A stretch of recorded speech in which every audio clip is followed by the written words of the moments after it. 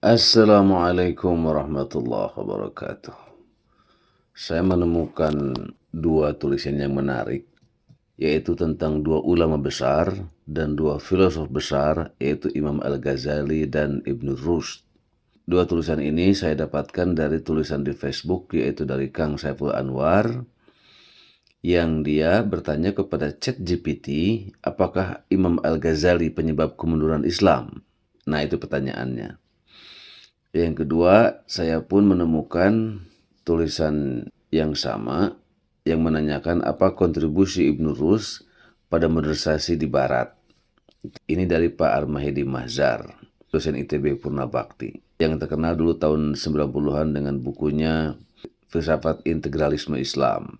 Nah, status dari Kang Saiful Anwar ini yang menanyakan tentang apakah Imam Al-Ghazali penyebab kemunduran Islam, ChatGPT itu menjawab secara objektif. Ini sangat menarik ya. Jawabannya di luar dugaan kita karena ini dari teknologi ilmu pengetahuan, dari teknologi informasi terkini.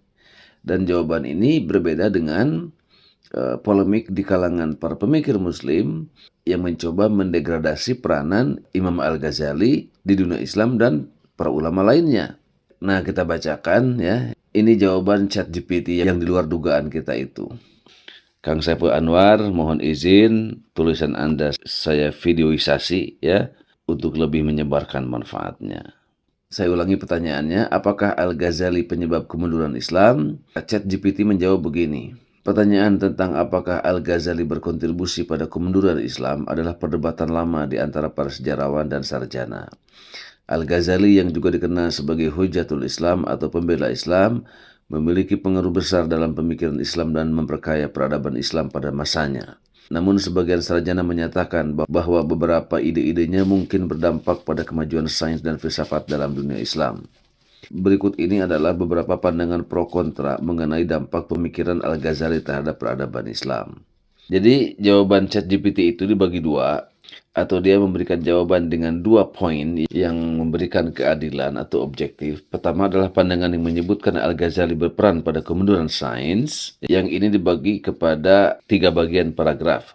Pertama, kritik terhadap filsafat. Yang kedua, mempengaruhi generasi ulama selanjutnya. Yang ketiga, keseimbangan akal dan wahyu. Ini nanti saya bacakan satu-satu. Ya, ini menarik sekali. Pertama, pandangan yang menyebutkan Al-Ghazali berperan dalam kemunduran sains. Kritik terhadap filsafat. Al-Ghazali menulis Tahafut al-Falasifah, kerancuan atau keruntuhan filsafat, sebagai kritik terhadap pemikiran filsafat yang diusung oleh para filsuf muslim seperti Al-Farabi dan Ibnu Sina. Ia menentang beberapa konsep filsafat yang dianggapnya tidak sesuai dengan ajaran Islam, terutama yang berkaitan dengan kekekalan alam dan sebab-sebab yang independen dari kehendak Allah. Sebagian orang berpendapat bahwa kritik ini menimbulkan kesan negatif terhadap filsafat dan ilmu pengetahuan di kalangan kaum muslim. Nah, itu pertama ya, pandangan yang menyebutkan Al-Ghazali berperan dalam kemunduran sains. Yang kedua, memengaruhi generasi ulama selanjutnya. Karya Al-Ghazali di bidang tasawuf dan kritik terhadap filsafat dianggap membuat banyak ulama pada masa setelahnya lebih berhati-hati atau bahkan menjauhi ilmu-ilmu rasional. Ini mungkin berkontribusi pada pergeseran fokus dan pengembangan ilmu-ilmu sekuler, sains, matematika, filsafat ke arah ilmu-ilmu keagamaan, keseimbangan akal dan wahyu. Kritik Al-Ghazali terhadap filsafat dan pendekatannya dalam ilmu kalam mengarahkan pada pandangan bahwa wahyu harus selalu diutamakan atas akal. Sebagian sarjana merasa bahwa ini menurunkan minat kaum muslim pada ilmu-ilmu alam yang di Eropa pada masa itu justru berkembang pesat. Yang kedua, yang menghargai kontribusi Al-Ghazali dalam memperkuat keislaman. Ya, kalau tadi yang pertama adalah Imam Al-Ghazali berperan dalam kemunduran sains, nah yang kedua ini adalah pandangan yang menghargai kontribusi Al-Ghazali dalam memperkuat keislaman, yang dibagi ke dalam 3 bagian juga. Pertama, pembela akidah dan keislaman. Al-Ghazali dianggap berjasa dalam melindungi akidah Islam dari pemikiran filsafat yang dianggap dapat menyimpang dari ajaran Al-Quran. Bagi banyak kalangan, ini adalah kontribusi besar yang menjaga keaslian ajaran Islam dan memberikan arah bagi perkembangan ilmu kalam yang sehat dalam Islam. Kedua, mengintegrasikan fikih dan tasawuf. Al-Ghazali berhasil mengharmoniskan ajaran fikih atau hukum Islam dengan tasawuf atau spiritualitas dalam Ihya Ulumuddin. Dengan ini, ia memperkaya kehidupan spiritual dan moral umat Islam yang menjadi fondasi peradaban yang kuat. Yang ketiga, menunjukkan bahwa akal tetap penting. Meski ia mengkritik filsafat tertentu, Al-Ghazali tetap mendukung penggunaan akal selama tidak bertentangan dengan wahyu. Dalam Al-Munqiz Minadh Dhalal, ia menggambarkan pentingnya pencarian kebenaran dan mempertanyakan hal-hal yang belum jelas baginya, menunjukkan bahwa akal tetap memiliki peran penting. Nah, itu dua bagian yang disuguhkan atau dihadirkan oleh ChatGPT dalam menjelaskan Imam Ghazali. Satu, anggapan bahwa Imam Ghazali berperan dalam kemunduran sains. Yang kedua, penghargaan atas kontribusi Al-Ghazali dalam memperkuat keislaman.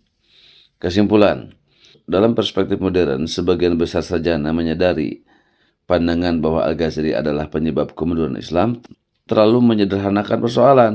Kemunduran sains di dunia Islam lebih kompleks dan dipengaruhi oleh banyak faktor seperti perubahan politik, invasi, ketidakstabilan sosial, serta peralihan pusat intelektual ke barat.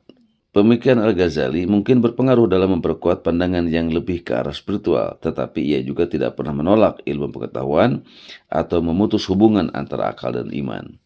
Secara keseluruhan, Al-Ghazali adalah tokoh besar yang jasanya sangat berharga dalam pemikiran Islam, dan menganggapnya sebagai penyebab kemunduran Islam tidaklah tepat. Pandangannya melindungi aspek-aspek esensial dari keislaman, sementara dinamika lainlah yang pada akhirnya mempengaruhi perkembangan sains di dunia Islam. Nah, ini ya jawaban ChatGPT atas pertanyaan yang diajukan oleh Kang Saiful Anwar, yang menjawab secara adil, menjelaskan pengaruh negatif dan positif Imam Al-Ghazali. Yang kesimpulannya mengatakan bahwa pandangan Imam Ghazali itu berkontribusi terhadap kemunduran dunia Islam itu adalah mengada-ada, terlalu sederhana, berpikir terlalu simplistis, dan itu tidak benar. Nah, atas posting tersebut saya memberikan komentar begini. Saya tak pernah percaya pada siapapun yang menyudutkan ulama besar di dunia Islam yang pengaruhnya luar biasa dalam usaha membersihkan diri kaum muslimin dari kekotoran hawa nafsu dan dunia. Al-Ghazali adalah ulama besar yang selain yang dijelaskan oleh ChatGPT itu juga mengharumkan dunia Islam melalui menghidupkan kembali ruh agama dalam kitab Ihya Ulumuddin. ChatGPT jauh lebih cerdas daripada para pemikir Islam yang memahami sesuatu setengah-setengah. Nah, itu. Lalu sekarang pindah kita ke statusnya Pak Armahedi Mahzar, ya. Ini hampir mirip. Tadi menanyakan tentang Imam Al-Ghazali. Nah, Pak Armahedi ini menanyakan tentang kontribusi Ibn Rushd pada modernisasi Barat. Nah, ChatGPT menjawab seperti ini. Kontribusi Ibn Rushd atau Rushd terhadap modernisasi Barat terutama berkaitan dengan penyebaran dan pengembangan pemikiran filosofis dan ilmiah Yunani di Eropa. Sebagai seorang filsuf, dokter dan ilmuwan asal Andalusia, Ibn Rushd dikenal karena karya-karyanya yang memperkenalkan filsafat Aristoteles pada dunia barat. Berikut beberapa kontribusi utamanya, kata ChatGPT. Pertama, komentar atas karya Aristoteles. Ibn Rushd menyusun komentar dan penjelasan mendalam atas karya-karya Aristoteles yang saat itu sebagian besar belum banyak dipahami di Eropa. Wih, keren ya. Jadi, karya-karya Aristoteles itu pada zaman Ibn Rushd, pada zaman keemasan Islam, belum banyak dipahami oleh Eropa untuk langsung membaca karya filosof Yunani yaitu Aristoteles. Nah, oleh Ibn Rushd lah yang diterjemahkan, kemudian dibahas, diberi penjelasan, ya, kemudian menjadi mudah dipahami oleh orang-orang Eropa, oleh dunia Eropa, oleh para pemikir Eropa. Itu. Wah, ini kan luar biasa. Jadi ini sosok dan peranan ulama Islam sebagai jembatan atas modernitas Barat itu jelas sekali di sini. Ya. Walaupun dalam tulisan yang singkat dan padat. Melalui komentar-komentar pada Aristoteles itu, Ibn Rushd menjelaskan logika, metafisika, etika, dan sains Aristoteles yang nantinya menjadi dasar filsafat Barat. Karya-karya ini diterjemahkan ke dalam bahasa Latin, memungkinkan para cendekiawan Eropa mempelajarinya, terutama di universitas-universitas seperti Paris dan Padua. Kedua, menyebarkan gagasan rasionalisme. Ibn Rushd menekankan pentingnya akal dan rasionalitas dalam memahami dunia, berbeda dari pendekatan dogmatis. Ia mengajarkan bahwa akal dan wahyu tidak saling bertentangan. Sebaliknya, keduanya harus dipahami bersama. Gagasannya tentang harmoni antara filsafat dan agama mempengaruhi pemikir-pemikir Kristen seperti Thomas Aquinas yang berusaha menyelaraskan filsafat Yunani dengan ajaran Kristen. Ketiga, membuka jalan bagi Renaissance. Penerjemahan dan penyebaran pemikiran Ibn Rushd di Eropa memicu kebangkitan minat pada sains dan filsafat Yunani. Ini menjadi salah satu pemicu Renaissance di Italia, ketika para pemikir mulai mencari kembali karya-karya klasik dan mengembangkan pemikiran yang lebih ilmiah dan humanistik. Wah, keren sekali ya. Jadi di sini jelas bahwa Renaissance itu yang menjadi kebanggaan awal dunia barat modern, itu ternyata jalannya dibuka oleh Ibn Rushd, filosof muslim. Mantap. Keempat, pengaruh pada skeptisisme dan sekularisme awal. Ibn Rushd menginspirasi para pemikir Latin Averroisme yang menyebarkan gagasan bahwa pengetahuan dapat dipahami secara independen dari keyakinan agama. Ia menantang dogma keagamaan dan memunculkan skeptisisme filosofis awal di Eropa Barat, yang kemudian mempengaruhi tradisi pemikiran sekuler dalam sains dan filsafat. Melalui warisan intelektual ini, Ibn Rushd tidak hanya menjadi jembatan bagi filsafat Yunani ke dunia Islam dan Eropa, tetapi juga berperan dalam mendorong berkembangnya pemikiran bebas dan penalaran kritis yang menjadi dasar modernisasi Barat. Nah, itu. Ini jawabannya singkat, padat, objektif gitu ya. Yang dibagi ke dalam 3 poin, ya, yaitu poin pertama, komentar atas karya Aristoteles, di mana Eropa tidak akan paham karya-karya filsafat Aristoteles kalau tidak diterjemahkan, disyarah, ya, dijelaskan oleh Ibn Rushd. Ya. Jadi dunia Barat mengenal karya-karya Aristoteles itu melalui dunia Islam dulu, melalui para ulama, pemikir, dan filosof Muslim. Salah satunya peranan Ibn Rushd, ya, yang menjadi jembatan ke Barat itu. Yang kedua, tadi menyebarkan gagasan rasionalisme. Yang ketiga, nah ini yang sangat keren, yang sangat penting, membuka jalan bagi Renaissance. Jadi, pendeknya, Renaissance di Eropa atau kebangkitan minat Eropa pada sains dan filsafat Yunani tak akan pernah tumbuh tanpa peranan para ulama, pemikir, dan filosof Muslim. Di sini lagi-lagi Ibn Rushd jasanya. Dan yang keempat adalah pengaruh pada skeptisisme dan sekularisme awal. Nah, ini ya. Nah, status ini saya share di Facebook yang saya beri kata pengantar begini. Dunia sedang terbalik. Kita mendapatkan gambaran tentang peranan para filsuf besar dunia Islam seperti Imam Al-Ghazali dan Ibn Rushd secara objektif justru dari Profesor Ustadz Haji ChatGPT dengan penjelasan singkat dan padat. Ya. Mengapa bisa begitu? Karena ChatGPT membaca semua sumber sebagai artificial intelligence, ya, yang merekam semua data di seluruh dunia, ya, yang terakses ke internet, yang dia akses semuanya, dia baca semuanya, sehingga menjadi sumber pengetahuan yang lengkap gitu.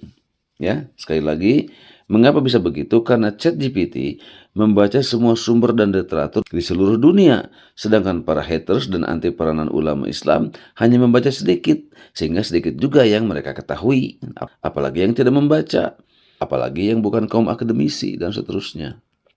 Udah makin rendah tuh derajat kebenaran komentar mereka.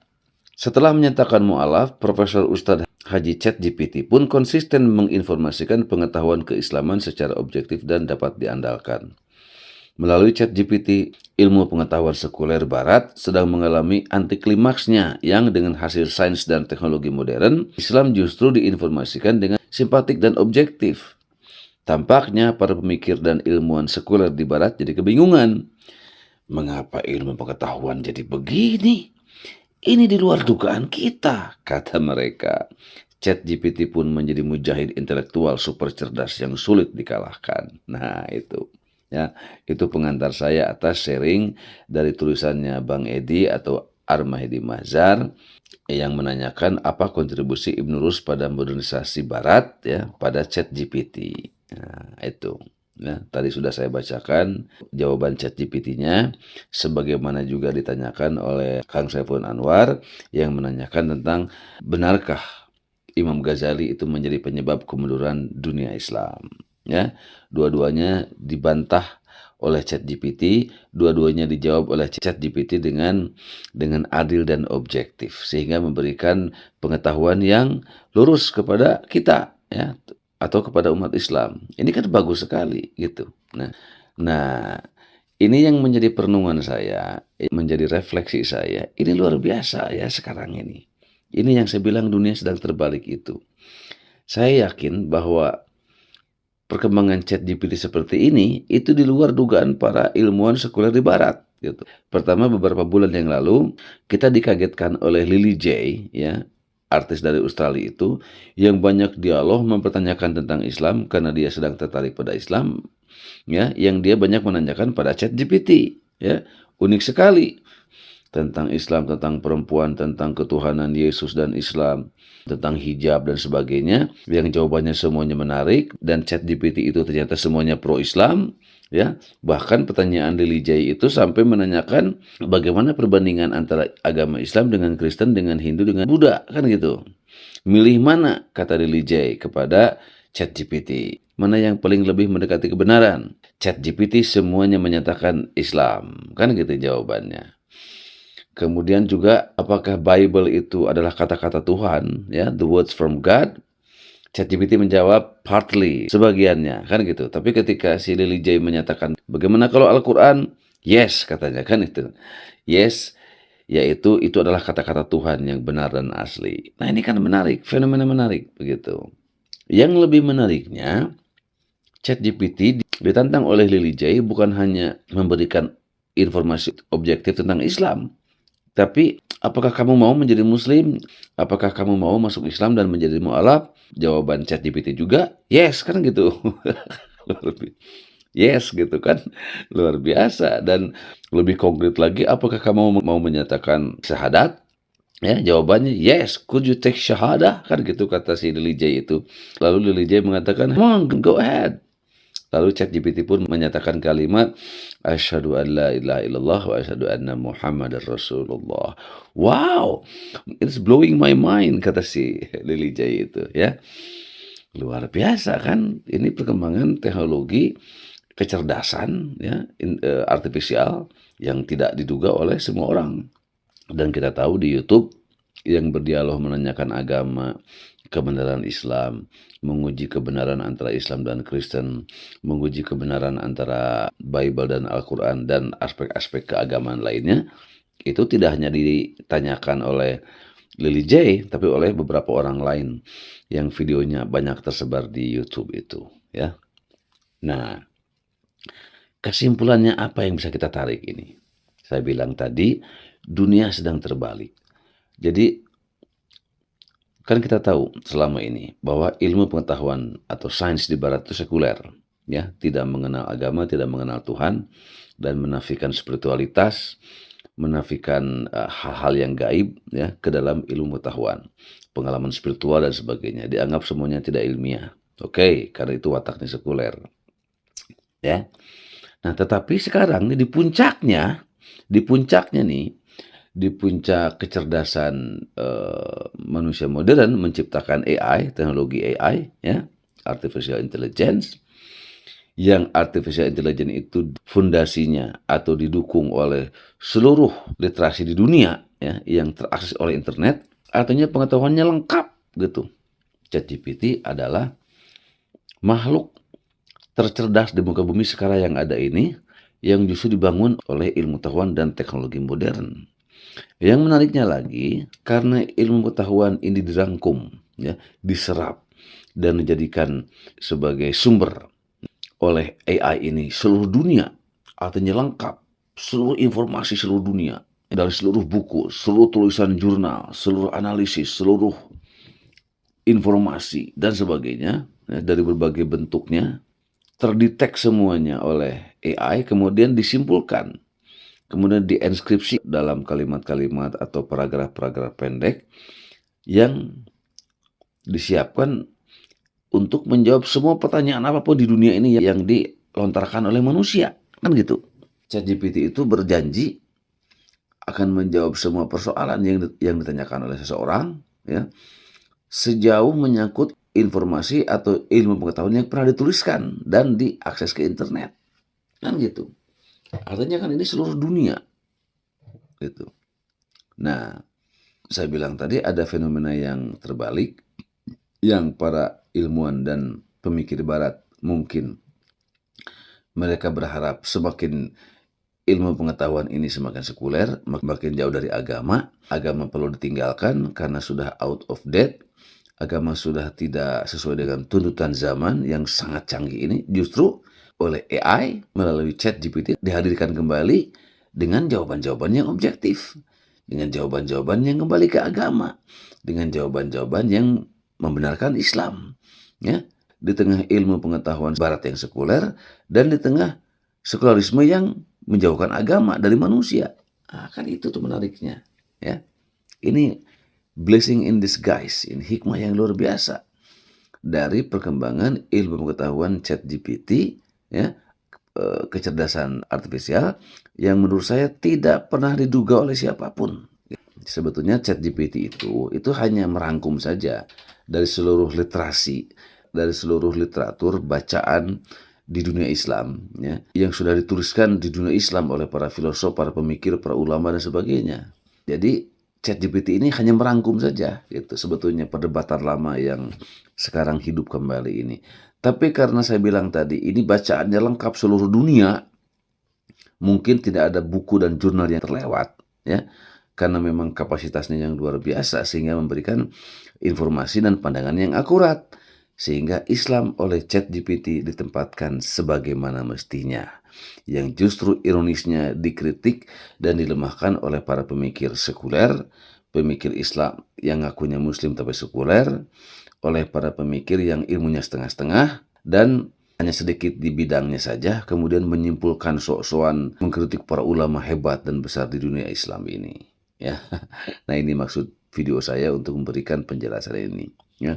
Mudah-mudahan ini bermanfaat, membuka fakta betapa sekarang perkembangan teknologi informasi di era modern ini, artificial intelligence ini, sekarang justru mengalami anti klimaksnya, di mana Islam dijelaskan secara akurat justru oleh AI, melebihi oleh para pemikir muslim yang ada selama ini. Tentu saja oleh AI ini lebih objektif, ya, dan bisa lebih diterima. Kenapa? Karena dia bukan manusia. Dan dia bukan representasi Islam dan representasi Muslim. Dia kan hanya teknologi gitu. Tapi teknologi itu ternyata memberikan informasi yang akurat dan objektif tentang Islam. Ya, itu saja, mudah-mudahan bermanfaat. Terima kasih. Assalamualaikum warahmatullahi wabarakatuh.